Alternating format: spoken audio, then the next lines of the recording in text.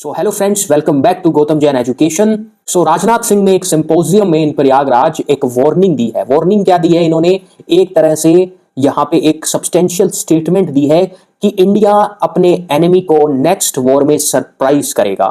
ठीक है, इस लेक्चर में हम यही डिस्कस करेंगे कि क्या ये ऑपरेशन सिंदूर 2.0 से रिलेटेड कोई बड़ा हिंट है। तो देखो राजनाथ सिंह जी क्या वार्निंग देते हैं। ये बड़ा मैसेज है कि फ्यूचर वॉरफेयर को लेकर के उन्होंने ये कहा कि element of surprise is decisive in warfare. Is decisive यानी कि अगर आप सरप्राइज करते हो अपने एनिमी को तो वही बैटल को डिसाइड कर देगा एक तरह से। ये डिसाइसिवनेस, ये यहां पे सरप्राइज का एलिमेंट, इससे क्या मतलब है ये हम थोड़ा सा डिटेल में समझते हैं।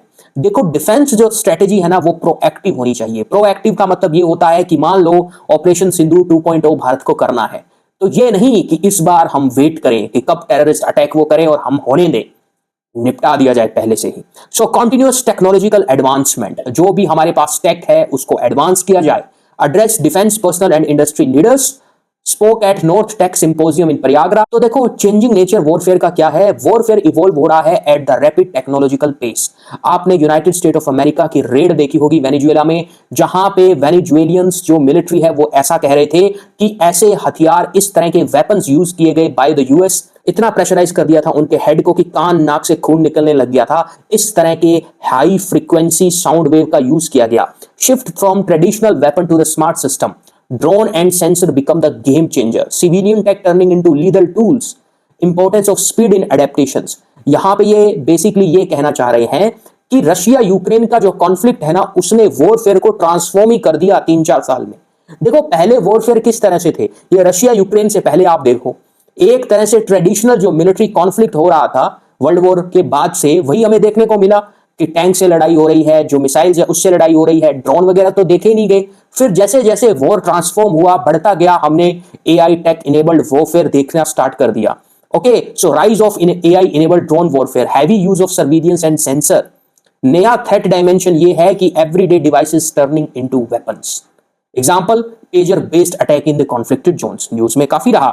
हाइब्रिड वॉरफेयर अभी कॉम्प्लेक्स हो रहा है, cyber plus physical attacks are merging. Bharat को इसी में ही एडवांसमेंट करनी चाहिए। ये यहां पे राजनाथ सिंह जी हिंट दे रहे थे कि इंडिया का जो रोल है वो रिसर्च और इनोवेशंस में अब होगा। फ्यूचर वॉर डिसाइड करेगा लेबोरेटरी में। डीआरडीओ के द्वारा किस तरह से जो रिसर्च की जाएगी, भारत की जो भी मिलिट्री से रिलेटेड साइंस लैब्स हैं उनमें कैसे टेक्नोलॉजी का हम यूज कर रहे हैं, ये सब भारत का फ्यूचर वॉरफेयर में आगे डिसाइड करने वाला है। सो फ्री एक्सेस है to the DRDO patents for the industry. जो भी प्राइवेट प्लेयर या पब्लिक प्लेयर आना चाहते हैं डीआरडीओ से, उनको हेल्प मिलेगी गवर्नमेंट की तरफ से to boost Indian defence manufacturing, strengthening global competitiveness. इसके साथ साथ भारत न केवल अपने डिफेंस को एडवांस करेगा, एक डिफेंस एक्सपोर्ट हब की तरह भी भारत सामने आएगा। तो देखो की फ्यूचर टेक्नोलॉजी किस पे फोकस किया जाएगा, मतलब बात यहां पे क्या हो रही है बेसिकली।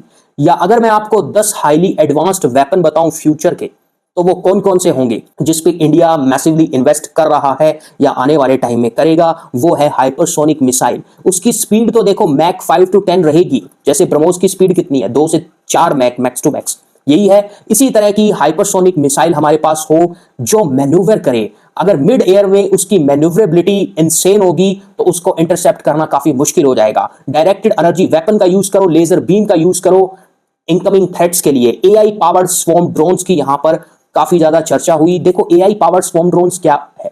जैसे मान लो भारत को ऑप सिंदूर 2.0 में पाकिस्तान पर सरप्राइज अटैक करना है, तो एक ये ऐसा भारत के पास पॉसिबल सिनारियो हो सकता है, an number of AI powered swarm drones Bharat भेजे। जो भी हमारे टारगेट्स हैं in the Pakistani also known as Terroristan territory, उसको भारत कैटेगोरिकली एलिमिनेट करे। साइबर वॉरफेयर में भारत को स्ट्रांग होना पड़ेगा कि सब कुछ शट डाउन कर दो, power grids, bank, satellite system. उसके बाद एंटी सैटेलाइट वेपन्स। अब सैटेलाइट तो पाकिस्तान के पास क्या ही है, खैर अगर किसी और कंट्री के साथ भारत का युद्ध होता है तो भारत को इसमें इन्वेस्ट करना चाहिए। एनिमी सैटेलाइट्स को ब्लाइंड करो, उनका जीपीएस कम्युनिकेशन सिस्टम को खत्म कर दिया जाना चाहिए। Then autonomous under water vehicles होने चाहिए जो अनमैन्ड हो, that is the automations, stealth हो, very hard to detect, deadly, can carry torpedoes और the nukes. Electromagnetic pulse weapons होने चाहिए that disable all the electronics and can shut down entire cities. Biotech and genetic warfare में अगर India Pioneer बनना चाहता है तो उसमें भी काम किया जाना चाहिए। ऐसे एजेंट्स बनाओ which is hard to detect and high impact. Terror camps पर, टेरर हाइडआउट्स पर बायो वेपन मारो, खुजली से मर जाएंगे खुजली वाले कुत्ते। क्वांटम वॉरफेयर टेक्नोलॉजी में ultra secure communications, quantum radar encryptions, space weapon based system Bharat यहां पे एडवांसमेंट कर रहा है। तो यही देखो दोस्तों, राजनाथ सिंह जी ने हिंट दिया है कि नेक्स्ट स्ट्राइक अगर होगी इन ऑप सिंधु 2.0 तो वो इतनी एडवांस होगी, इस तरह से एनिमी को सरप्राइज किया जाएगा कि एडवर्सरी अपने घुटनों पर आ जाएगी, और घुटनों पर आने के बाद वो बोलेगी कि माफ कर दे भाई, आगे से नहीं होगा, और आगे से हम होने भी नहीं देंगे, क्योंकि आगा पीछा सब उसको खत्म कर देंगे। की future technology to focus on directed energy weapons, hypersonic weapon system, under water domain awareness, यही जो मैंने आपको बताया। स्ट्रेटेजिक विजन एंड इवेंट्स क्या है, op Sindoor as example, demonstrate India technological readiness, किस तरह से ब्रह्मोस ने विद इन मिनट्स पाकिस्तान को घुटनों पर ला दिया, भागा भागा फिरा यूएसए के पास कि हमें बचा लो बचा लो बचा लो। Symposium brings all the stakeholders together, जो इन्वेस्ट करते हैं एडवांसमेंट में, एआईज में, मिलिट्री इक्विपमेंट्स में। 284 company showcase the innovations, platform for ideas, deployment, conversions. Aim, build self-reliance defense ecosystem for a prosperous and strong India. Okay, so this is all about the lecture. I hope you understand the symposium announcement by the Defense Minister Rajnath Singh. For more such informative videos, please do subscribe to my YouTube channel. Thank you so much. Jai Hind, Jai Bharat.